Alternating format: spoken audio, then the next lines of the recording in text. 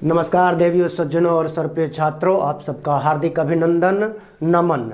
उपस्थित हूँ अंतरा काव्यखंड 12वीं कक्षा की गोस्वामी तुलसीदास कृत गीतावली की एक कविता पद 1 के साथ संक्षिप्त जीवन और साहित्यिक परिचय के बारे में थोड़ा सा देखते हैं। 1532 ईस्वी में उत्तर प्रदेश में इनका जन्म हुआ था, राजापुर गांव में, बांदा ज़िले में। 1623 ईस्वी में काशी में इनका देहावसान हुआ था। बचपन कष्टों में बीता था, माता पिता का बिछोह झेलना पड़ा था। स्वामी नरहरिदास के संपर्क में आने पर धार्मिक रुचि जागी और प्रभु राम की कृपा से इन्होंने बड़ी बड़ी रचनाओं की रचना की। और मध्यकाल में जो भक्ति की संबंधी जो रचनाएं हो रही थीं, उस काल के सर्वश्रेष्ठ सगुण धारा के कवि हैं गोस्वामी तुलसीदास। इनका आत्मबोध और विश्वबोध का जो ज्ञान है, पांडित्य है, अनुपम है। इनकी पकड़ अवधी, ब्रज और संस्कृत पर भी है। रामचरितमानस में उन्होंने संस्कृत का भी प्रयोग किया है, कतिपय स्थलों पर श्लोकों को रच करके। देखते हैं तो ये तो इनका साधारण जीवन, काशी में ही लगभग इन्होंने बहुत बड़ा हिस्सा जीवन का बड़ा काल इन्होंने व्यतीत किया, वहीं पर रामचरितमानस की रचना की, है ना। रचनाएं इनकी इस प्रकार हैं: रामचरितमानस, कवितावली, गीतावली, विनय पत्रिका, दोहावली, कृष्ण गीतावली। वस्तुतः रामचरितमानस में जिन प्रसंगों का उल्लेख वे नहीं कर पाए थे, उन सभी प्रसंगों का उल्लेख उन्होंने गीतावली में किया है। गीतावली और कवितावली दोनों में इस तरह के प्रसंगों का उल्लेख किया है। फिर विनय पत्रिका में आत्मनिवेदन और विनय से संबंधित पद हैं। दोहावली, कृष्ण गीतावली में कृष्ण की लीलाओं से संबंधित चर्चा की है उन्होंने। तो देखते हैं संदर्भ, प्रसंग और प्रतिपाद्य क्या है इस पद का।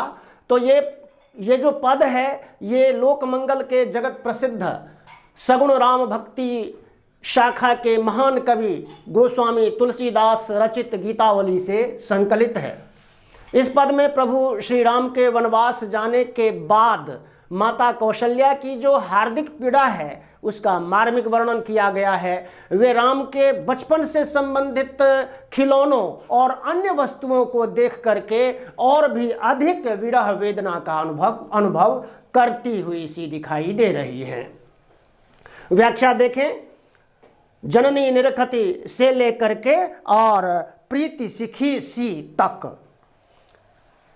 जननी निरखती बाण धनुहिया, बचपन में जो धनुर्बाण लेकर के वो खेला करते थे, अभ्यास किया करते थे, उसको देख करके देखती है माँ ना। माँ ये समझती है कि उन खिलौनों को देख करके उसे संतुष्टि होगी, उसको और मतलब थोड़ा सा अच्छा अनुभव होगा, क्योंकि वन गमन के बाद एक माता का पुत्र से, इतने प्रिय पुत्र से बिछोह जो हो गया है, वो भी वनवास के रूप में, तो इसका एक मार्मिक उसकी पीड़ा की अभिव्यक्ति हो रही है कि वो बार बार उनकी धनुष को और बाण को देखती हैं। बार बार उर नयन लावती प्रभु जी की ललित पनहियाँ, और उनकी जो पैरों के जूतियाँ जो हैं, उनको वो कभी वो अपनी आँखों से निहारती है ना, कभी वो अपने दिल से लगाती है, हृदय से लगाती हैं उन चीज़ों को, है ना। कबहु प्रथम ज्यों जाई जगावत, और जब प्रातः काल में वो कभी जाती थी राम को जगाने के लिए, बहुत मीठे वचनों से जगाती थी वो, हाथ फेरते हुए सवेरे सवेरे क्या कहती थी? उठहु तात, बेटे उठ जाओ, बलि मातु बदन पर, तुमको देखकर माता बलिहारी जा रही हैं, वारी जा रही हैं। अनुज सखा सब द्वारे, और सभी तुम्हारे मित्र लोग जो हैं वो दरवाजे पे खड़े हैं तुमसे मिलने के लिए। कबहु कहती यूं, और कभी इस प्रकार कहती हैं, बड़ी बार भई जाहु भूप पह, भूप राजा यानी कि पिता दशरथ के पास बहुत देर हो गई, अब बहुत देर तक सोते रहे हो, तो जाओ मिलो अपने संगी साथियों से और पिताजी से भी मिलो।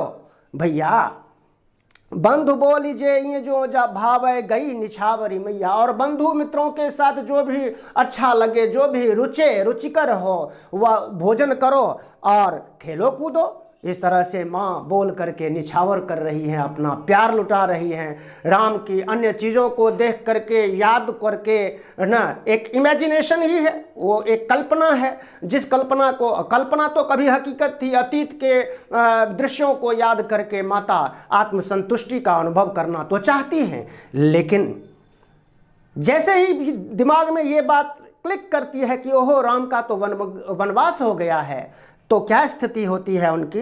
कबहु समुझी वनगमन राम को, कभी जब ये समझ में आ जाता है कि ओहो बेटा तो वनवास में चला गया है, तो रही चकी चित्र लिखी सी, एक चित्र के समान जैसे चित्र स्थिर रहता है ना, बना हुआ चित्र दीवार पर या कागज पर स्थिर रहता है, बिल्कुल जड़वत हो जाती है वो।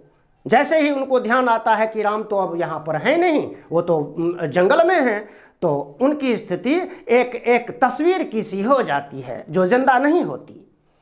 तुलसीदास वह समय कहते लागती प्रीति सिखी सी। सिखी कहते हैं मोर को। जैसे मोर आनंद में नाचते नाचते नाचते नाचते अचानक जब वो धरती की ओर देखता है, अपने पैरों को देखता है, तो उसको खिन्नता आ जाती है, वो रोने सा लगता है, आंसू टपकने लगते हैं उसकी आंखों से, क्योंकि उसके पैर सुंदर नहीं होते शायद, इसीलिए वो अपने पैरों को देख करके आत्मग्लानि महसूस करता है, दुख महसूस करता है, पीड़ा का अनुभव करता है। उसी तरह से तुलसीदास जी कहते हैं कि उस समय जबकि उनको ये बोध हो जाता है, कभी तो वो उनकी चीज़ों में खोती हैं, कभी यादों में खोई हुई हैं ना, अच्छा महसूस कर रही हैं, जैसे ही मन में ये आता है कि ओहो बेटा तो जंगल में चला गया है बहू के साथ, भाई के साथ, तो तब उनकी स्थिति जड़वत हो जाती है और वो एक मोर की तरह, मोरनी की तरह, पहले तो जैसे मोरनी, यहाँ एक तरह से दृष्टांत अलंकार है, उपमा तो है ही, जब सी लगा है तो उपमा है ही, लेकिन दृष्टांत भी कह सकते हैं कि मोर का दृष्टांत, मोरनी का दृष्टांत दे करके कवि तुलसीदास ने कहा है कि माता को जैसे ही ये आभास होता है कि राम अब यहाँ पर नहीं है, जंगल में हैं, तो उनकी स्थिति और भी ज़्यादा बुरी हो जाती है, वो रोने सी लगती हैं। ये तो इसकी लाइन बाय लाइन व्याख्या है। और देखिए, एक ही काव्यांश, किसी एक काव्यांश की व्याख्या पूछा जाता है तो उसकी व्याख्या आप इसी तरह से क्रम से करें। पहले संदर्भ प्रसंग, संदर्भ का क्या मतलब है? संदर्भ का मतलब है कि ये जो कविता है वो किस कवि की है और किस संग्रह से, किस किताब से वो ली गई है कविता। फिर प्रसंग का मतलब है कि उस काव्यांश में क्या कहा गया है, किस बात का मुख्य रूप से वर्णन है। वह एक तरह से प्रतिपाद्य भी होता है। प्रतिपाद्य का मतलब है उसका केंद्रीय भाव क्या है कविता में, उस कविता में कवि ने क्या वर्णन किया है, क्या वर्णित किया है। और इसके पश्चात ये चंद पंक्तियों में लिखने के बाद हम व्याख्या को इस तरह से लिखें जैसा कि मैंने अभी लाइन बाय लाइन व्याख्या की है, उसी तरह से आप व्याख्या करें। चूँकि ये भक्तिकालीन कविता है, ब्रज भाषा है, तो इसको थोड़ा सा लाइन बाय लाइन एक एक शब्द को समझ करके फिर व्याख्या करें और देखते हैं इसका काव्य सौंदर्य क्या है। तो इसकी भाषा की बात करें तो उन्होंने पहले भी बता चुका हूं कि तुलसीदास जी का अवधी पर, ब्रज भाषा पर, संस्कृत पर बहुत मजबूत पकड़ थी। प्रकांड पंडित थे इन तीनों भाषाओं के वे, और इसीलिए उन्होंने ब्रज भाषा में भी रचनाएं रची हैं। गीतावली तो ये ब्रज भाषा है, इसमें तद्भव तत्सम मिश्रित ब्रज भाषा है।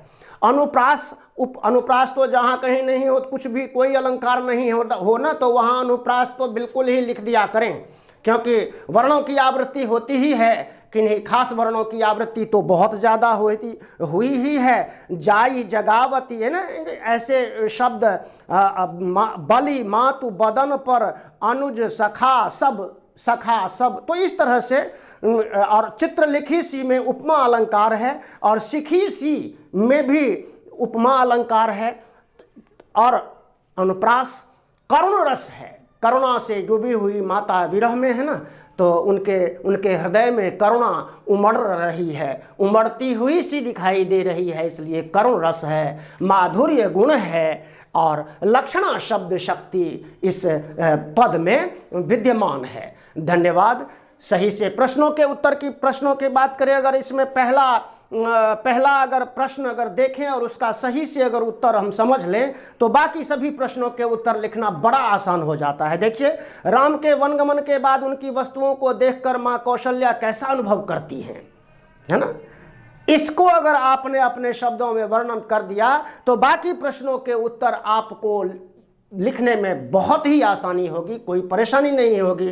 तो कैसा अनुभव करती हैं, व्याख्या में हमने देखा है, सुना है, समझ लिया है, और अच्छे से समझ लिया जाए, उसको बार बार समझा जाए चीज़ों को। ऐसी जो कठिन थोड़ी सी जो प्राचीन वो मध्यकालीन कविताएं हैं उनको बार बार पढ़ने की आवश्यकता होती है, ताकि आप उसकी व्याख्या और उसके प्रश्नों के उत्तर आप सही से लिख सकें।